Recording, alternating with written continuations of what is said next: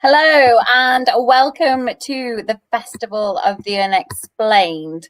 I'm Jo and I'm going to be your host this afternoon. I do apologise. I'm making a makeshift green screen, but for some reason it worked earlier, but it hasn't worked just now. So I don't actually know what's happening with that. So let's just take it down, shall we? But anyway, so it's lovely to be here with you all. I'm just going to move out the way now. And I've got a very, very special guest with me today, and his name is Stephen Williams, and he is from the Memphis Ghost Investigators and Spirit Rescue. So we're going to be discussing with him some work that he's done previously, but also some work that he's currently doing and what he has done quite recently. So I would like to welcome you, Steve, to the show. Hello. Hi, Jo. How are you? I'm having some technical difficulties, as you can see, but yeah, it's great, isn't it? Today, I don't actually know why my overlay doesn't actually want to work today. But yeah. Anyway, how are you? I'm doing well. Thank you. Good. Glad to be here. I'm glad you're here as well. It's been a fantastic day so far, and a couple of technical issues that we're trying to iron out. But we're just going to get straight into it. So I introduced you from Memphis Ghost Investigators and Spirit Rescue. So Memphis is in Tennessee, which is probably one of my favorite parts of the world, the Deep South. Okay. So yeah. It's a beautiful part of the world. So what do you actually do down there? Well, I'm a massage therapist and also an energy worker. And then in my spare time, I like to help people out that are having spirit, activity and trouble in their homes. Okay. And our focus of our group is spirit rescue. So we don't just go in and try to collect evidence. That's not the important thing to us at this point. We want to go in and see if we can connect with any spirits who are there and hear their story, do some counseling, and then help them release and transition. That makes it better for everybody. Fantastic. So we kind of touched upon just during our little talk at the start of this interview about what you've previously done, where you want to see yourself going. So how did you get into your investigations? How did you start this journey? Okay. Well, about 18 years ago, I was down in St. Augustine, Florida, and that is allegedly the oldest city, one of the oldest cities, if not the oldest city in the United States. It's got a lot of layers of history. There's Native American, of course, and then Spanish, French, English, American. And so I was down there with my family. We were just on vacation. We decided to do a ghost tour, and this was a couple of years before TAPS was given a show on Sci-Fi, the Ghost Hunters show. So there wasn't a whole lot out there about it. And I went on this little ghost tour and took some pictures that were interesting. Came back to Memphis and found a small group that was operating here at the time, just 2 people. Sent those pictures to them and they debunked them. But it got me really interested. And at that point, I started doing some solo investigation work. And then they invited me to start going with them, and we started going to people's homes, and that's how it started for me. That was about 18 years ago. Okay. So 18 years ago, how have you progressed throughout this whole 18 years? Because you've just explained you started investigations, you founded your small team. How have you progressed from being that investigator to where you are now? Oh, totally different. In the beginning, it was all about equipment. It was all about going in and trying to find proof that there's an afterlife. That happened about 2 or 3 years into my investigation work. And we were in a theater in a little town north of Memphis. And we had recorded EVPs of a little girl there. People had seen this little girl for a long time. And she always appeared dressed in Victorian clothing. And one night I got the idea to take some music from her time period in, and I was playing this song called "The Green Green Grass," and she spoke out loud. She spoke out loud in the balcony, and everybody heard that. We actually have that recording on our website. Wow. So that was the proof I needed. After that, it was like, okay, what do we do at this point? And so now I don't really use equipment hardly at all. It's all intuitive. It's all working with mediums, and the focus is on going in and helping those spirits who are trapped or lost, help them to find peace. Yeah. So you mentioned you mentioned there using equipment. Mm-hmm. So I'm just going to take you back to the time when you first started and you're using that equipment. What was your favorite piece of equipment that you used to use?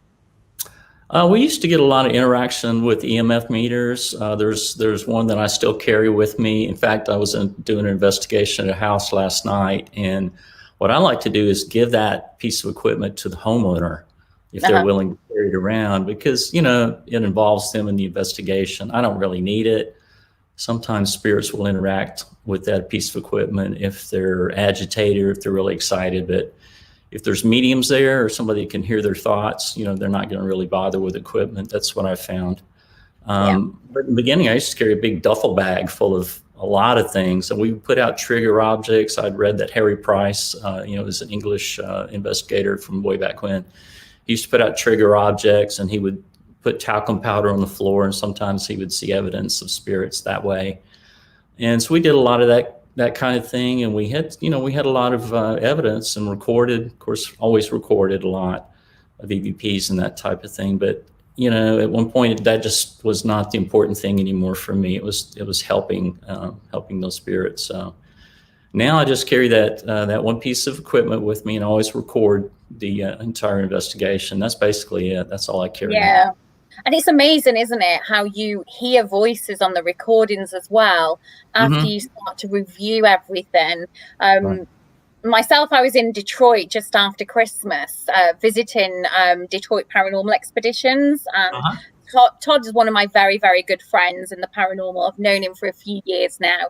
And it was my chance to get to kind of hook up with them and go investigate in the Eloise Asylum. And I'd never been there before. But it was surprising to me just how familiar it was through dreams that I'd had previously. And I actually, when I sat there, I asked him, can you tell me where the staircase is, where there's a doorway at the bottom, but a doorway at the top with a small window? And just as Tom Posey was one of the guides who was taking me around, he said, no, I can't recall that. And just out of nowhere, this voice said, I told you that. And I heard it and I recorded it, but nobody else heard it. And I think I jumped out of my skin because I wasn't expecting it. Even though I hear things and I see things, I just wasn't expecting it. Has anything like that happened to you?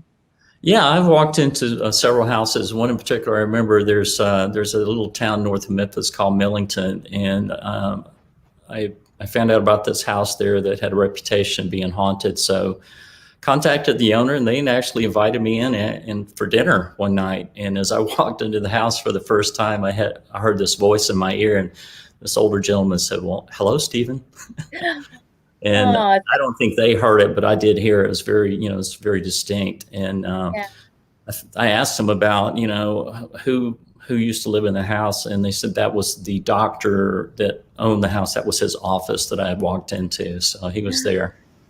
So do you think that he intuitively was asking you to go and visit him? I think so. Yeah. Yeah.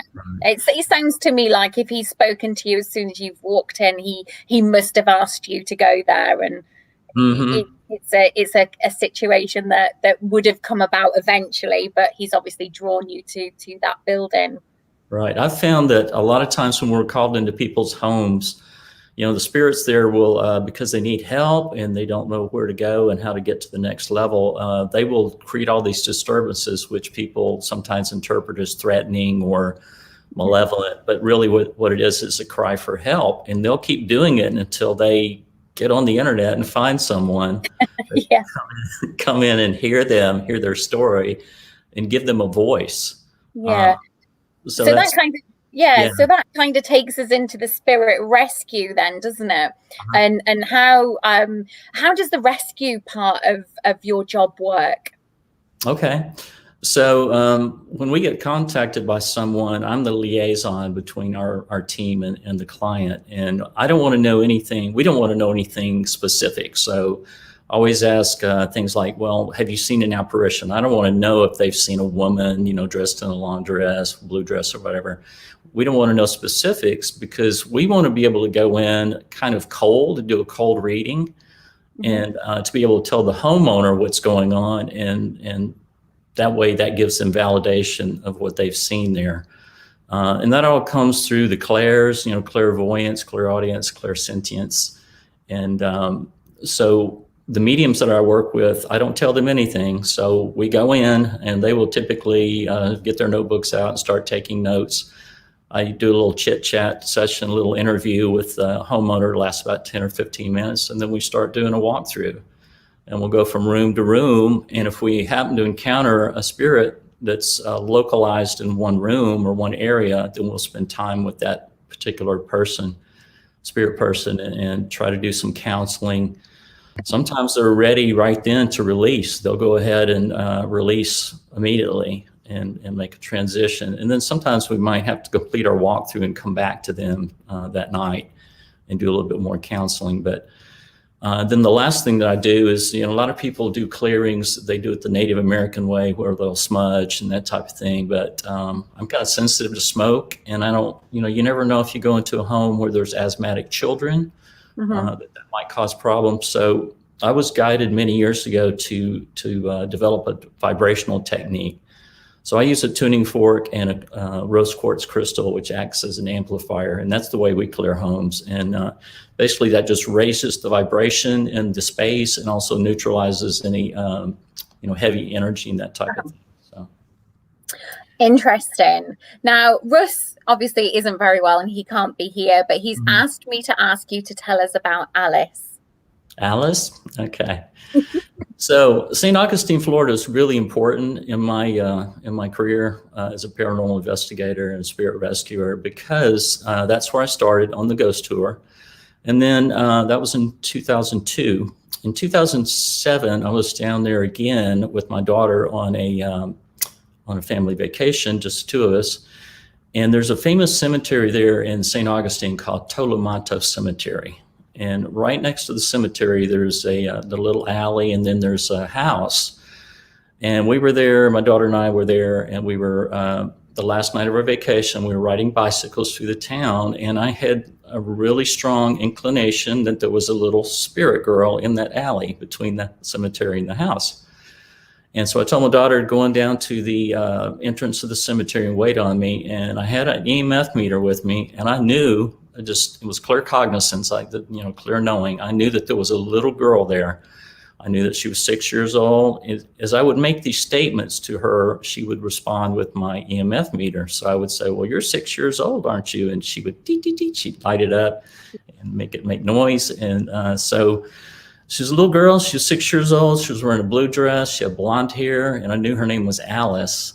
And so that lasted about 2 or 3 minutes, and then it stopped. And so we had to go back and get ready to leave and everything. So I was invited back in September of that same year to speak at a conference down there about EVP recording.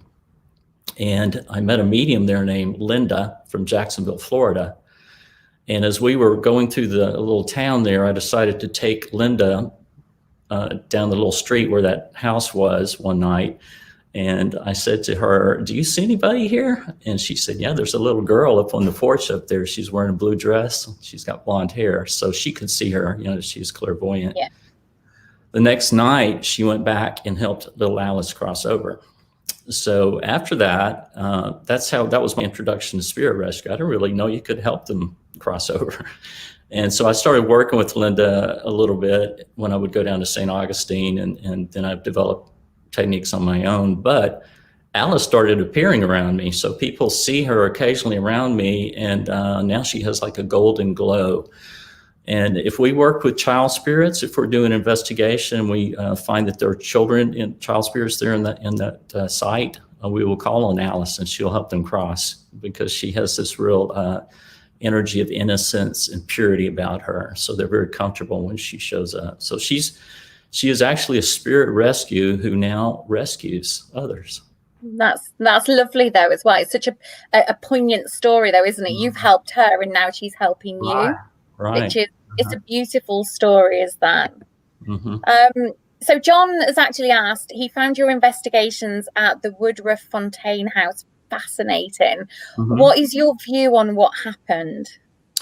Well, there's one spirit there named Elliot. He's a family member, and he usually stays up on the second floor. I've been in that house 2 times with 2 different mediums, and they're much more clairvoyant than I am.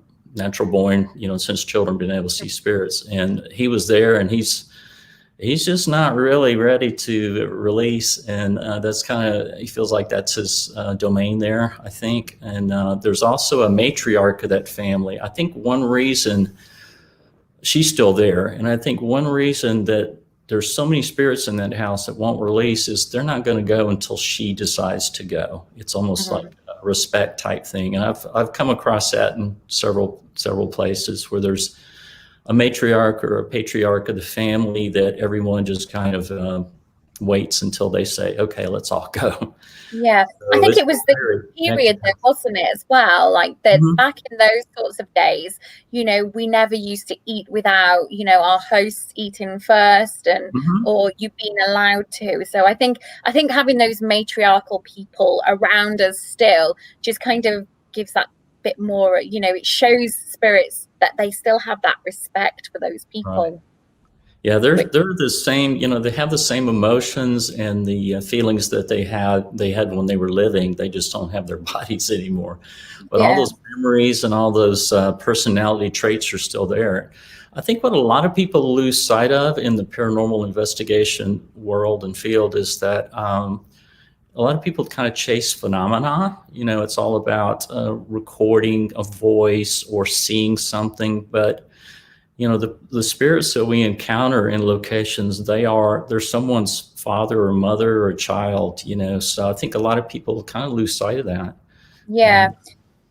And that's what happens sometimes here in the UK. We sometimes investigate places that have been used as psychiatric hospitals, and these patients who have resided there have family that are still living, have, surviving descendants. And, sometimes it is a little bit disrespectful when I hear of paranormal investigators who aren't respectful towards others.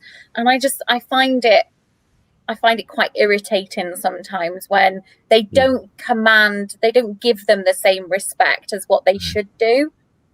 Yeah. Again, I think people that taunt and provoke, I don't think you'd see them going into a bar somewhere and doing that, to a person sitting up at the bar. They get beat up, right? So that's why a lot of times they get those reactions from spirits, because it's so disrespectful, and they wouldn't normally do that. I don't think in their everyday life they wouldn't treat people like that. So there needs to be a lot of respect, I think, restored. Yeah. So you mentioned bars you mentioned a bar just then. Have you investigated any bars in the Memphis area? We did. Let's see, it was a year ago, we were called down to a place called the Green Beetle Tavern. And that's actually the oldest operating tavern in Memphis. It was set up in 1939. And what was happening down there, I heard reports that there was a spirit there that was throwing wine glasses. And so we went down there and actually had a television station go with us and documented this. But there was a young lady that we found there. Her name was Marilyn, and she was the one that was throwing the wine glasses. And the reason she told us that she was doing that is she did not like the music that they were playing. It was a lot of loud rock music, and she preferred jazz. She preferred show tunes, and she was from an earlier era. And it was just disturbing to the vibration, the frequency of the music that was being played there. But she was really friendly. She would go up and touch people on the shoulder, and people, reported that experience. So we talked to her and, explained to her that she didn't have to be there and she had options, and she did finally release and transition and cross over. So the wine glasses are not being thrown anymore. And there were several other spirits there in that area, but that was. And is it true? Yeah, is it true that the Green Beetle bar, is it still within the same family? Yes, it is. In fact, when we went down into the basement, the grandson is running it now, and his grandfather, who established it in 1939, was actually there. He was already crossed over, but we could feel his energy there, and it was like he was very, very, proud of his grandson for bringing that bar back to its glory days, I guess you'd say. So it was fun. Yeah, and I think that's a truly romantic story as well, in the sense that, there's not a lot of people nowadays who can, carry on the family tradition, is there? The ways of that we go in these days. I mean, it's probably different in the US, but I know here there are a lot of family businesses that do hand down through the generations, but it is a lovely story. Zanzi's on here from South Carolina.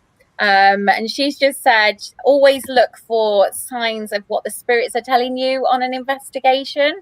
So I'm getting the sense that she's worked with you a couple of times. Is that correct? Not sure. What I always tell people to look for are what's called apports. So the house I was in last night, they were telling me, I always ask, do you find coins here? Do you find any pennies or dimes or nickels? Or feathers. And I've had a lot of cases where, actually the last 4 cases I've worked, there were apports that I found while I was there. The homeowners had totally cleaned the place and vacuumed and picked up everything, and we actually found apports while I was there. Wow. One of them had the date of the female renter's birth year. So that had been given, brought by one of her crossover relatives to let them know that they were around her, protecting her and supporting her. Those were the pennies, weren't they? The small little yeah, I saw that as well. I thought that was amazing, and especially when it had her birth year on there as well. It was just unbelievable. Now, I didn't really want to bring up Elvis until probably later on, but Russ keeps on, picking away at everything, so I'm just gonna go right in there. Obviously, Elvis was born in Memphis, and obviously he's a legend all over the world. So I know that you have some experiences at Graceland. So do you want to enlighten me as to what experiences you had?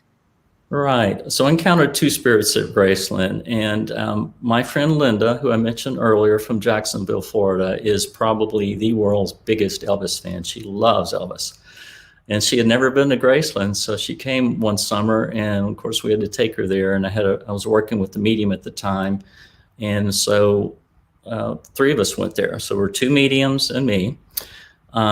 When you go into Graceland, you walk up the front steps and you go into the house, and to the right, there's a room that used to have a white piano in. I assume it's still set up the same way. So we were right at the front of the group. So we got right up to the entrance, to the little roped off area there. And I was kind of leaning against the doorway. And all of a sudden I felt Linda just kind of collapse into me. And I said, "What's wrong? What's wrong?" And she said, "He came up and kissed me on the neck." She's clairvoyant. She could see him. I could feel his energy, of course, because I'm clairsentient.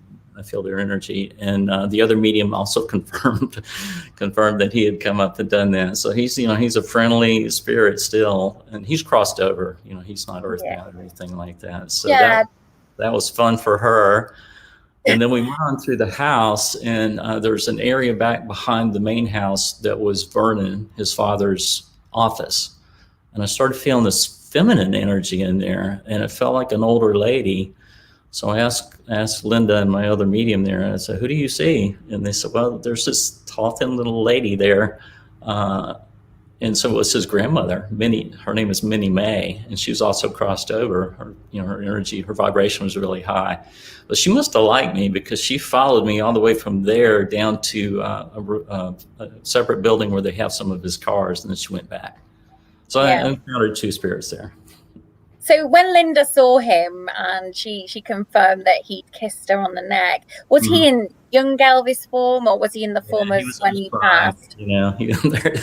They always show him in their prime. So she said he looked like he was in his late 20s, maybe early 30s when he was, just magnificent. He was a very beautiful person though, wasn't he? So a spiritual person too. I've done a lot of reading about him after that, and he studied a lot of the different spiritual teachers, and he was a very spiritual man.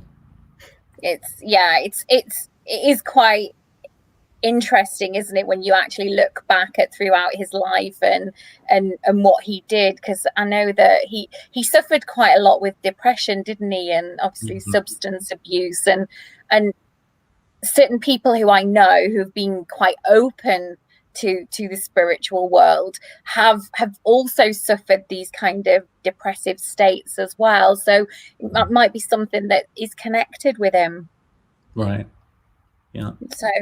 So I remember you speaking to Howard about the spirit rescue side of things, and about you saying it's kind of like the social services and, about how they have options. So what is your favorite case that you've actually worked on that you've actually given a spirit an option? They always give those options to them. Always tell them that there's opportunities for growth and everything. Both my parents are in spirit, and I have a good friend here in the Memphis area. It's a fantastic medium. She's really great at connecting with people on the other side, your loved ones. And the message that my dad brought through was that he is studying architecture. Now he wasn't able to have a college education because he grew up on a farm, and he was one of 10 children, but he had a mind that if he could imagine something, he could create it, he could build it. So that makes perfect sense. Sheila doesn't know anything about my dad, didn't know his history or anything. So, I think there's opportunities. I think you can kind of create your own reality. And from what I hear from spirits that have reported to us from the other side, and it's a journey, it never ends. So when we work with earthbound spirits, we try to find out what their desires and their needs are, what they really loved in their life. And then we try to explain to them that they can have more of those types of experiences, but even better, in a better way. And then all the pain and all the everything that they experience can just fade away, and they're free from all that. So, and then we have ways of connecting them with their loved ones on the other side. So in my experience, like when there were child spirits, that used to really bother me in the beginning. I was like, why is there a child here? Why isn't it an angel or somebody come by and taking this child on? But, children are little people, and they have free will. And so this is all about free will. But there's always, I can always feel a loved one around them, like a crossed over person around them. So I know they have guardians that are just kind of patiently waiting until they make that decision. So that's kind of the way it works. How do you deal with the negative side of the spiritual world? If you've got a malevolent energy that doesn't want to cross over, how do you deal with that? Well, we always approach every single situation with compassion. We did have a case one time where there was a gentleman there. He was an alcoholic, and his energy came off as malevolent because he was angry. He had actually caused an automobile accident that had taken the life of his fiancee. So he was shameful. He was feeling guilty about that and regretful. And so he was kind of lashing out. And the young lady whose house that he was in was intuitive. So, she kind of felt his anger, and to her felt malevolent or threatening. But once we got in there and really started to talk to him and get a dialogue going and explain to him, that there's really no judgment, and it's all self-judgment. So if he could let that go, he could actually be with her again, and his whole demeanor changed, his whole energy changed, and then we were able to help him release. So we always try to find out if there's some kind of emotional component to this. But I have been in houses where there's been spirits that you cannot counsel, and they're there to cause harm. And then we have spiritual allies on the other side that we can call on that will come in and make those decisions concerning those particular spirits. And when that happens, it's not very nice for the people that it involves. I had a friend of mine, actually. She had something quite bad happen in her home, and she ended up in hospital due to this force.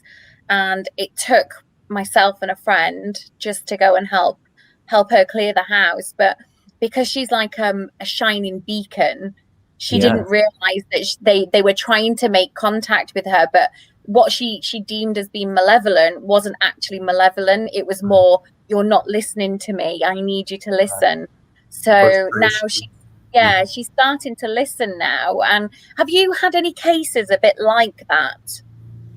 Yeah, the alcoholic, kind of fits in that category. There are people. I think everybody has the ability to tap into the clairs to a certain degree, and they kind of lays latent with people. And later on in life, when their children are grown or their careers are kind of on coasting away, and they're able to actually tap into that. Sometimes those abilities awaken later in life, and it's kind of terrifying for people sometimes. But when people are able to see and hear spirits are going to be attracted in them, just like a moth to a flame. So they can either learn how to shut those abilities down or ignore them, or they're going to attract spirits to them. And that's another thing that we'll do, like the young lady where the alcoholic man was in there and she was interpreting that as threatening. She was very intuitive. So we always recommend certain books to people or classes to help them learn how to develop and control that. So we're kind of working multi-level here. We're helping spirits. We're rescuing spirits. We're also rescuing the homeowners or the business owners in a sense too, to try to educate them. Because our motto is investigate, educate, rescue. So we're rescuing not only the spirits, but also the homeowners and the business owners. Yeah. And it's the education side of things usually helps the people who are here on the earth plane. It helps them massively, doesn't it? Because they come to you because they haven't got an idea of where to go, what is actually happening. And, some people, I think they come to us with this notion that everything paranormal or spirit or earthbound spirits is just malevolent. Yeah. And that's Hollywood for you. I mean, Hollywood's responsible. Everything is demonic. Everything is, malevolent. And that's not the case. No. A lot of times it's, it's emotional turmoil, frustration on the part of the spirits, because they find someone that they see someone that they sense can see them or hear them. And then if that person doesn't respond, sometimes that's really frustrating, and they'll do whatever they can to get their attention. They'll knock, they'll move things, they'll touch. We're going to a house on Sunday. Girls reported that in bed, she feels like the bed is being, depressed, like someone's kind of moving up the bed and touching her on the leg. Well, just talking to her on the phone, I could tell there's an energy there, and I think I already know who it is, but we'll go to the site on Sunday and find out for sure. But it's probably just someone who's trying to let her know that they're around her. Could be a friend or somebody like that. Okay. Now, Stephen, you've probably been asked this 100 times already, but what protection do you take when you go to these cases? Well, I think when your intent is good and your intent is to help, I think that protection is automatically granted for you. So I feel like we have our protection without even asking for it. In the beginning, I used to I would say certain prayers, or I'd wear certain medals and things like that. But I've never in 18 years had any kind of problems at all. So I feel like if your intent is not to go in for chills and thrills, or a lot of people will do that. They'll go into a home, and at the expense of the homeowner, they'll actually create more chaos because they're not there for the right reasons. But if your intent is to go in and help, I think you're divinely protected. I really do. And I do know that we have spiritual allies. I've called on them, and actually people have seen them manifest as light and that type of thing. So I know they're available to us. And if we need to call on them, they're there. Yeah. So that's a great. I totally agree with you on that one. I know a lot of people who I've worked with previously have taken amulets and their crystals and things like that. I've never ever taken anything because I know that I am protected. Right. And we have come across some negative energies throughout my years and years of being within the paranormal, but like you say, if you believe in that higher power and you know that you're divinely protected, then you shouldn't really need anything. But sometimes it's just a psychological thing, isn't it, that people need these amulets if they like to feel protected. And that's okay. And a lot of times I'll advise clients, why don't you go get a St. Michael's medal and have it blessed and wear it, or, have something put on your wall that you can look at. It's kind of a touchstone, psychological type thing like you're talking about. Anything that will give them, that sense of security. It's not really needed, but, they might make them feel better. But, like attracts like, and as long as a person's vibration is high, it's going to repel anything that's negative. So they can't get close to you. People talk about attachments. Well, they can't attach to you if your vibration's high, They might try to come, like the house I was in last night. They were talking about seeing figures outside with glowing red eyes and stuff like that. Well, they had invited someone into the home that was involved in some occult activities, but that person's out of their life now. But even then, those energies couldn't enter their space. They were outside. Maybe they were trying to project some kind of feeling of threatening, type thing, but they couldn't come in because their vibration in the house was so high. And then when I did the clearing last night, gosh, it was like through the roof. So they could tell what the difference. Yeah, when I do that clearing, we never allow children to be on site when we do an investigation, or because you never know what's going to happen. But I have a lot of reports from homeowners when their children come back in later in the evening or the next night, if they've been taken care of away from the site, they always feel a huge difference, So. Yeah, and I think the energy is obviously when children are present, if there is something that's malevolent or a negative energy that's in a property. I don't think children should be in a property when you're clearing anything, because you never ever know what is going to happen, do you? I mean, we mentioned Hollywood glorifying all the demonology and everything like that, but certain things can happen, can't they? Well, there are physical things. I mean, I've seen objects thrown. They weren't thrown at me, but they were thrown as I was walking down a hallway. It was a little girl in the house. She had drowned in a cistern in this house near Nashville, and she was there, and we did eventually help her cross over. But I think just to let me know she was there and she was okay and everything. As I was walking down a hallway, this little baby shoe was on a shelf. It just flew across the hallway. But she didn't throw it at me or anything like that. So I've seen those types of things. I've seen objects moved. Like in the early days, we used to put down coins as trigger objects, and they would move, and you'd pick them up, and they'd be red hot. So they dematerialized them and materialized them, and they're capable of affecting our world energetically. Electronics are switched on and off, that type of thing, but. Yeah, it's quite interesting. Yeah. Russ has just actually mentioned as well. He said, please tell us about the wheelchair. Oh, okay. So I was working I'm with sorry. that's a little. I've had several instances that were a little eerie, a little bizarre, and so I was working with a medium at the time named Stephanie, and we went over to on the other side of Nashville to help a family over there, and we were driving to the location, maybe about 5 minutes out, and just down this little winding country road. And off to the right, I saw this white horse, standing in. It was like in a ray of sunlight. It was just so beautiful. And I said, I have to stop and take a picture of that. And I can feel the energy of spirits and so forth, and also of angelics. And to me, it felt like I could feel the energy of Archangel Michael when I approached this horse. So it was almost like I felt like it was kind of a sign or a warning, or I'm with you is what he was saying.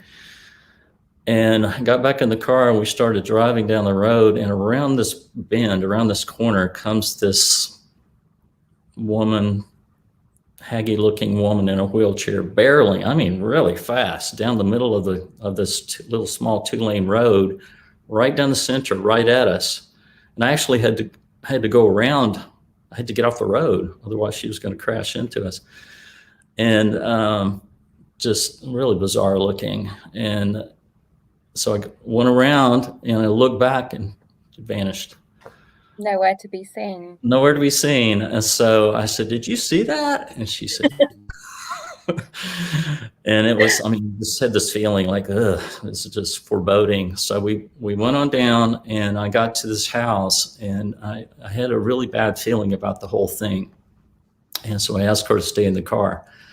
I went up to the door, knocked on the door, and the door opened, and there was this really very strange looking man in a diaper that came out the door.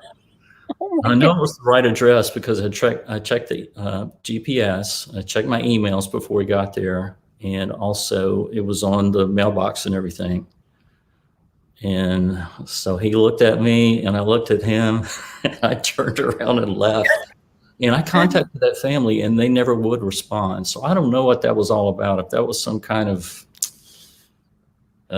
setup or a trap or something, I don't know. But that was probably the most bizarre thing I've ever had happen in 18 years. Oh my goodness. I can't say that I've ever had anything like that. So I think you handled that pretty well. Yeah. So that was a strange one. Okay. But I think we did tune in correctly. I feel like we did get that divine protection. That was a warning before that apparition came around, around the road there.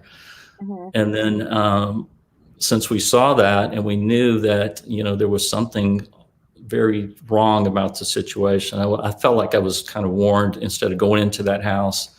There's no telling what would have happened there. Yeah, it's amazing how spirit do interact with us, though, isn't it? When mm-hmm. something, when they feel something is dangerous, or putting our lives into danger, or it is how they interact with us. I explained to you before we came on air that I was driving home from dropping my daughter, and I saw angel numbers everywhere. Literally, my GPS had angel numbers 2727, 1414, and I don't know why I see them, but I see them all the time. So it's strange. Do you ever have experiences like that?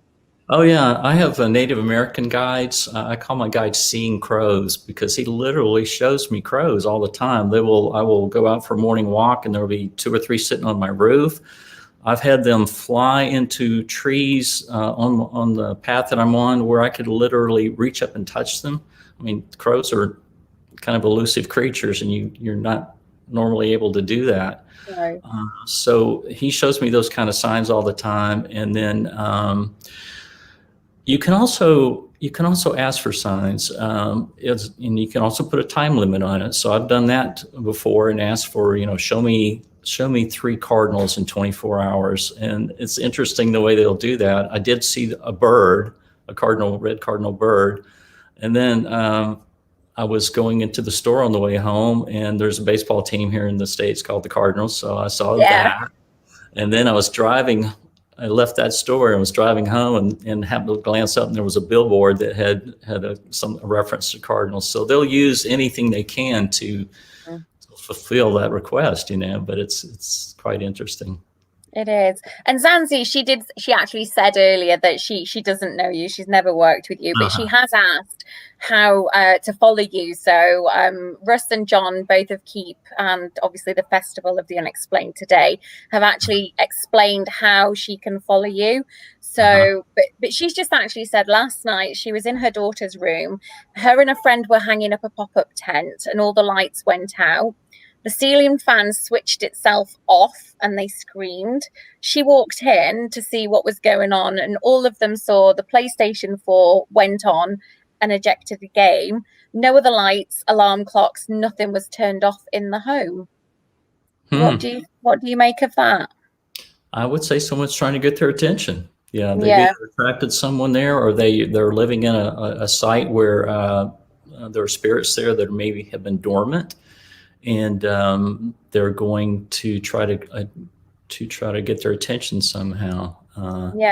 She's also said that she also captured a bride in the reflection in the glass in an antique hutch that she bought last month. Oh yeah, no, they will come with objects for sure. Yeah. I've had many cases. There was one lady that we went to a house, and there was a young lady there. She had been killed in an automobile accident, and the last memory that she had was of preparing to go to the prom, or to this dance that she was going to.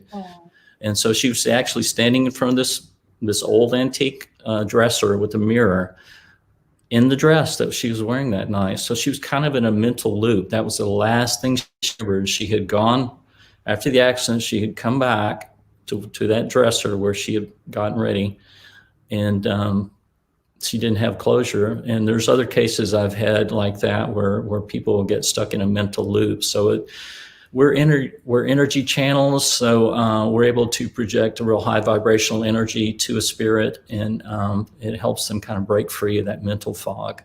And are you able to do that remotely? Yeah. I've actually had some experiences here lately. It seems like they're opening me up more to remote work. I'm actually able to get on the phone with someone and actually read who's there, and sometimes get some pretty good information. And then I had a spirit come to me. I had a guy contact me from California about a month or two ago. And as I was on the phone with him, I could tell there was a male and a female in the house. And later that night, the female came to me from California to my house here in Memphis, and I was able to see her very clearly. I was kind of in that state right as you almost fall asleep, that hypnagogic state, where you're very, very open and perceptive. And so I was able to see what she looked like, and also to counsel her. And she actually crossed over right there. And so I called the guy the next day, and I debated on whether or not to tell him, because it almost seemed like it was a dream. And I said, well, I want to see what you think about this. I said, I feel like this female came to me last night. I described her and everything. He said, that's exactly who we've seen in our house. So she actually amazing, isn't it? To me from there. Yeah.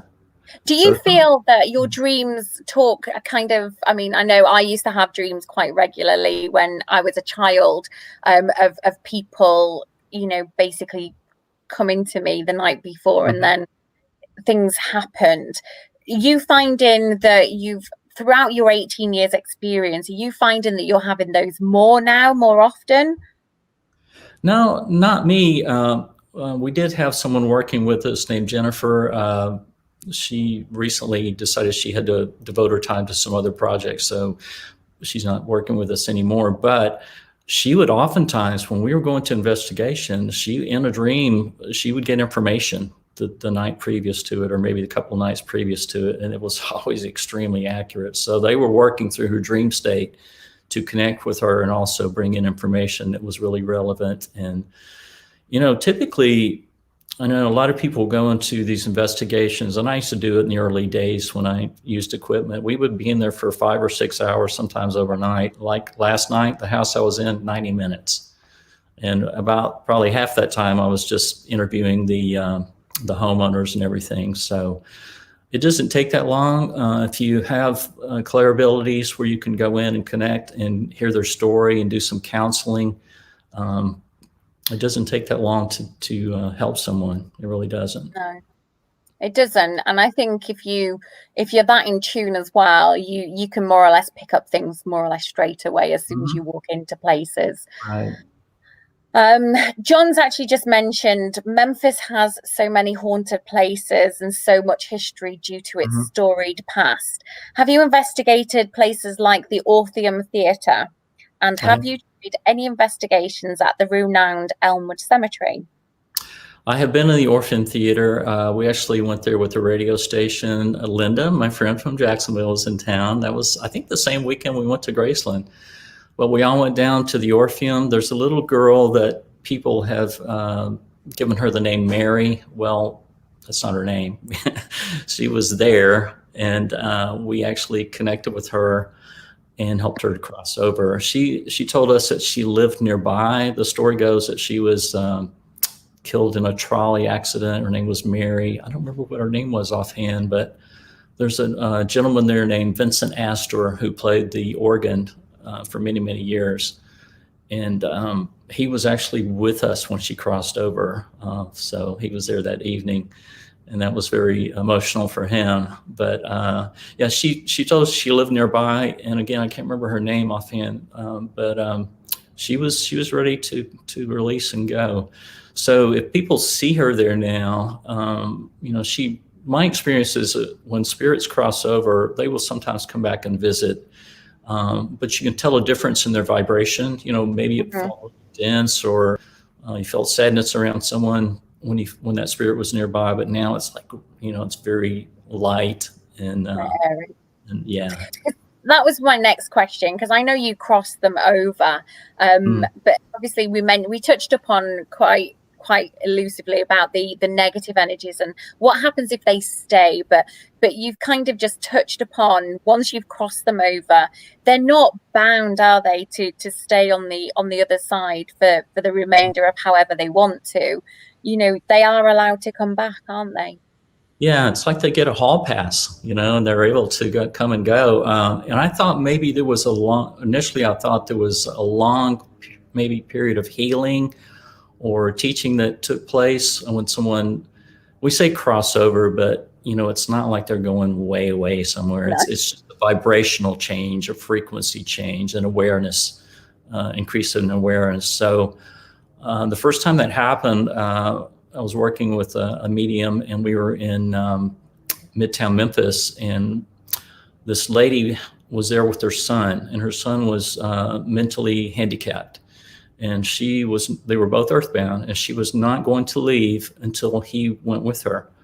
So we talked to her, did some counseling, and said, you can really help your son a lot better if you'll go ahead and do this transition, and you come back and help him a lot better, or watch over him, in a better way. And so she did. We could feel her vibration change. She released. And she came back immediately, and that shocked me. I thought, gosh, how did that happen? She was very persistent then. But once she came back, her vibration was so incredibly intense and beautiful that he went right with her, and they both released at that time. So we were able to help both of them. But yeah, they can come and go, and they're the ones that leave.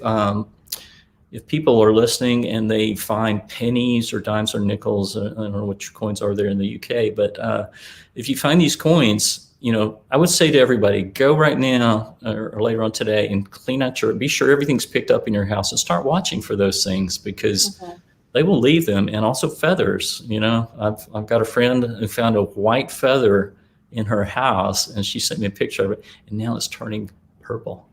Wow. So there's a spiritual energy connected to it that they've placed into that feather. Yeah. It's an ethereal color though, as well, isn't it? Purple. Very, right. Very, very beautiful. I see feathers all the time.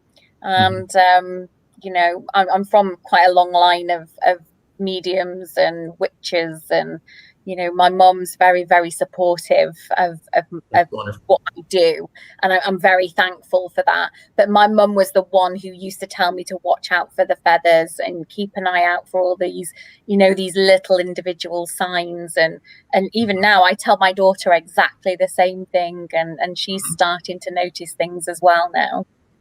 I think most people are just not aware. I mean, there's probably signs every day. You might see those angel numbers. People call them angel numbers, and they're not paying attention. They don't have the awareness that those are messages from their loved ones or their guides. But once you realize that those are gifts, and they're people trying to get through to you from the other side that can help you.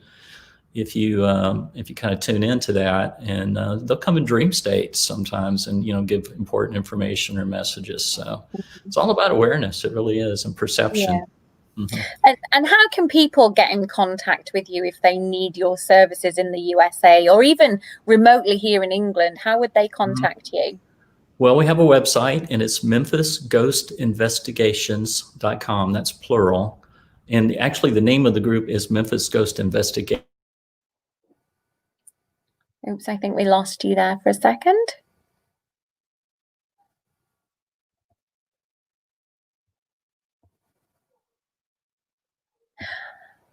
Well, I think we have a little technical difficulty with Stephen. I think it must be somebody trying to give us some information. So it's actually Memphis Ghost Investigators and Spirit Rescues. Unfortunately, I think I may have lost Stephen now. We're nearly out of time anyway, but Russ, I would ask him when his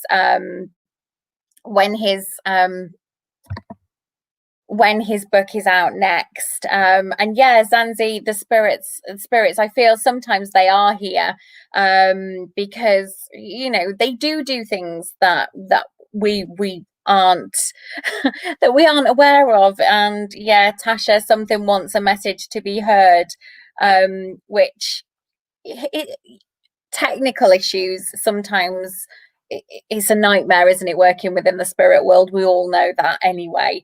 But it was fantastic to have Stephen on with us this afternoon, and I am very, very grateful to him for coming on.